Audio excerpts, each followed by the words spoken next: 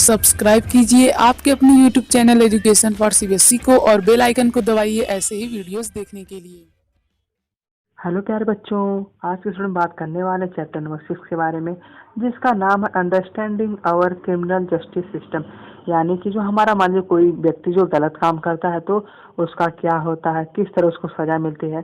तो कुल मिला जुला कर इसमें हम समझेंगे को जो क्रिमिनल होते हैं उनके साथ कैसे जस्टिस होता है। मान लीजिए किसी घर चोरी होगी तो क्या होगा, ठीक है। इस कुल मिला जुला कर इस चैप्टर में पता चलेगा कि भैया जो आपका जज सिस्टम या जुडिशरी कैसे एक्ट करती है, ठीक है। तो कुल मिलाकर हम स्टार्ट करते हैं। तो सबसे पहले बात की भैया हमें ज़रूरत क्यों पड़ गई कि क्रिमिनल सिस्टम की। तो सबसे पहले इसलिए ज़रूरत पड़ गई, मान लीजिए आपको कोई परेशान करता है, आप मान लीजिए अपने स्कूल में रहते हैं, आपको कोई बच्चा परेशान करता है तो आप लोग क्या करते हैं। हाँ सर, ऑब्वियस सी बात है, आप पहले जाते होंगे अपने टीचर के पास, टीचर्स कहते होंगे टीचर ये हमें व्यक्ति परेशान कर रहा है, हमें बच्चा हमें परेशान कर रहा है, तो आपका टीचर उसे पनिशमेंट देती है। तो क्या होता है, कोई बच्चा सुधर जाता है। तो उसी प्रकार मान लीजिए हमारे समाज में या हमारी सोसाइटी है, उसमें कोई व्यक्ति गलत काम करता, कोई चोरी करता, किसी को मारता पीटता है, तो वहाँ पे पुलिस आती है। पुलिस क्या करती है, सबसे पहले इनको पकड़ के ले जाती है और इनसे क्या करती है, कहती है कि भैया ऐसा काम मत करना, और इनको सुधारने का काम करती है, ठीक है। तो कुल मिला जुलाकर जो हमारा जेल रोल है, किस लिए जेल हमारा, इसलिए है कि ताकि जो क्रिमिनल है उनको क्या किया जाए, उनको सुधारा जाए। तो ठीक है, तो समझ गए कि बेसिकली हमें क्रिमिनल सिस्टम की ज़रूरत क्यों पड़ी। हाँ, बहुत आसान है। क्यों, क्योंकि हमें भैया समाज को अच्छा बनाना है। तो इसी में एक कहानी दी गई है कि एक मिस्टर सिंधे रहती हैं, जिनका जो है एक हार खो जाता है। क्या खो जाता है बच्चों, हार खो जाता है। तो ये अपने पति से कहती, भैया देखिए मेरा हार खो गया है, लगता है जो हमारे यहाँ काम करती है उसने चुरा लिया है, चोरी कर लिया है। तो ये सिंधे जो मिस्टर सिंधे के जो पति रहते हैं, कहते चलिए ठीक है, तो इसके प्रति हम लोग क्या करते हैं, इसके प्रति हम लोग करते हैं कंप्लेन, ठीक है। तो लेकिन जो ये मिस्टर सिंधे रहते पहले पूछते हैं शांति से कि जो इनकी मेड रहती है, यानी जो इनकी नौकर रहती है, उसका नाम रहता है शांति। क्या नाम रहता है उनकी, उनकी मेड का, हाँ उनकी मेड का नाम रहता है शांति। लेकिन शांति कहती है साहब हमने तो नहीं चुराया है। ये जो शांति रहती है अपना एक्सक्यूज देती, कहती है हम लोग ऐसा काम नहीं करते हैं। तो जो मिस्टर सिंधे हैं वह जाते हैं पुलिस स्टेशन और एफआईआर करवाते हैं। तो एफआईआर क्या होता है, एफआईआर मतलब होता है फर्स्ट इंफॉर्मेशन रिपोर्ट। मतलब ये सुनते होंगे कि किसी के प्रति एफआईआर हो गया, तो एफआईआर मतलब होता है कि हाँ उस चीज़ को बताना कि हमारे घर चोरी हुई है या हमारे साथ ऐसा ऐसा चीज़ है। तो कुल मिला जुला कर एफआईआर हमें पुलिस से पहली बार इंफॉर्मेशन रिपोर्ट होती है। तो वहाँ के जो सब इंस्पेक्टर रहते हैं उनकी रिकॉर्ड कर लेते हैं कि भैया हाँ इनके घर में ये चीज़ हुआ है। तो अब जो पुलिस है इनके घर आती है, पूछती है अब शांति से, भैया तुमने चोरी किया कि नहीं किया है।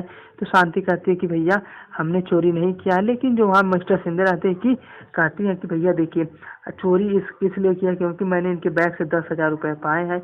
लगता है इन्होंने जो 10,000 रुपये मेरा हार बेचकर इन्होंने क्या किया है, यहाँ पैसा पाया है।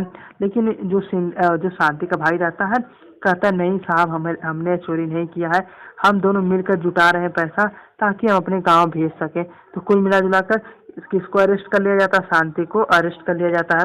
अब क्या होता है उसके बारे में हम आगे पढ़ेंगे कि भैया जो शांति निर्दोष है कि सच में इसने चोरी किया है। तो ये लोग अब चलते हैं कहाँ पर, ये लोग चलते हैं कोर्ट पर। कोर्ट में आते हैं तो कोर्ट में ये लोग अपना एक वकील अपॉइंटमेंट करते हैं और अपना दलील देते हैं, मतलब कि भैया हमने चोरी किया है कि नहीं किया है, सारी चीज़ साक्ष्य लेकर आते हैं कि देखिए अब मेरे पास ये सामान है, इस वजह से मैंने चोरी नहीं किया। तब यहाँ से फिर जैसे नहीं हम लोग मूवी में देखते हैं कि भैया वहाँ पे अदालत में बातें चलती हैं, उसी प्रकार जो मिस्टर सिंधे रहती है वो अपनी बात बताती है, उसी प्रकार शांति भी अपना बात बताती है। और दोनों एडवोकेट सारी बातों को नोट कर करके एक अच्छा सा रिपोर्ट तैयार कर लेते हैं। जब तैयार कर लेते हैं तो वहाँ पर चलता है ट्रायल। ट्रायल मतलब वही नहीं जैसे कि हाँ एक दिन आना तारीख पे तारीख वाला कंसेप्ट है, ठीक है। मतलब कि बार बार डेट आती रहती है। तो ठीक है, तो कुल मिलाकर हमने क्या देखा, किस चीज़ के बारे में देखा। तो सबसे पहले हमने देखा था कि हमारी पुलिस का क्या काम होता है, फिर उसको देखा कि पब्लिक प्रोसिक्यूटर का काम होता है। पब्लिक प्रोसिक्यूटर भी हम बात इसकी करेंगे। और एक डिफेंडर लॉयर का काम होता है। लॉयर मतलब समझते हैं, लॉयर मतलब वकील जो बेसिक क्राइटेरिया फॉलो करता है, बताता है कि इनके घर में ये हुआ है, ठीक है। तो कुल मिलाकर हम सबका अलग अलग देखते हैं। तो सबसे पहला आता है कि what is the role of the police in the investigating a crime. मतलब पुलिस का क्या रोल। तो बहुत बढ़िया रोल है। पहला तो यही रोल है कि वो अरेस्ट करते कौन चोर है, कौन कौन गलत काम किया उनको अरेस्ट करती है। दूसरा काम कोर्ट तक ले जाती है, और तीसरा काम की हाँ देखती है कि कौन निर्दोष है, कौन अच्छा आदमी है, कौन खराब आदमी है। तो कुल मिलाकर पुलिस का काम क्या करना है कि सबसे पहले इन्वेस्टिगेशन करना, क्या सही है क्या गलत है। तो हमारे कॉन्स्टिट्यूशन में इतने राइट्स दिए गए आर्टिकल 22 में, जिसके अंतर्गत ही पुलिस को काम करना है। तो पहला बात है कि the right to be inform the time of the arrest. मतलब आप किसी मान लीजिए किसी पर्सन को आप लोग अरेस्ट कर रहे हैं, ठीक है, मान लीजिए किसी पर्सन को आप अरेस्ट कर रहे हैं, तो सबसे पहले उसे बताना होगा कि भैया आपका जुर्म क्या है, ठीक है। और दूसरा क्या है कि the right to present before the magistrate within the 24 hour of the arrest. मतलब कि मान लीजिए इस पर्सन को मान लीजिए अरेस्ट कर लिया गया, तो इसको कम से कम 24 घंटे के भीतर ही इसे जज के पास ले जाना अनिवार्य है। दूसरा बात की the right to be not ill treated, मतलब इस पर्सन को आप टार्चर भी नहीं कर सकते जो मतलब पर्सन को अरेस्ट किए हैं, ठीक है। और तीसरा बात की पुलिस जो कन्फेशन लेगी, मतलब पुलिस जो कन्फेशन लेगी उसका मान्य भी नहीं रहता, ठीक है। और अगर कोई भी बच्चा जो 15 साल से कम है या कोई भी वुमेन को आदमी पुलिस क्या करता है, पुलिस स्टेशन नहीं बुला सकता केवल पूछने के लिए। समझे क्या क्या है।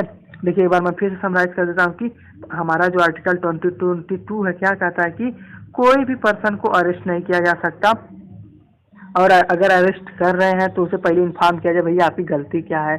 दूसरा बात कि उसे मजिस्ट्रेट के सामने 24 घंटा से के पहले ही क्या करना होगा, हाजिर करना होगा। दूसरी बात किसी पर्सन को टार्चर भी नहीं कर सकते कि भैया जुर्म किया साबित नहीं हुआ उसे मार पीट रहे, ये सब भी बात गलत बात है। दूसरा जो पुलिस कन्फेशन बनाएगी अपनी कस्टडी में वह मान्य भी नहीं होगा। और तीसरा बात क्या, हाँ तीसरा बात की कोई भी 15 साल से वाले बच्चा कम है तो उसे भी आप जेल में नहीं ले जा सकते। समझ में आया, बहुत आसान है, ठीक बच्चों।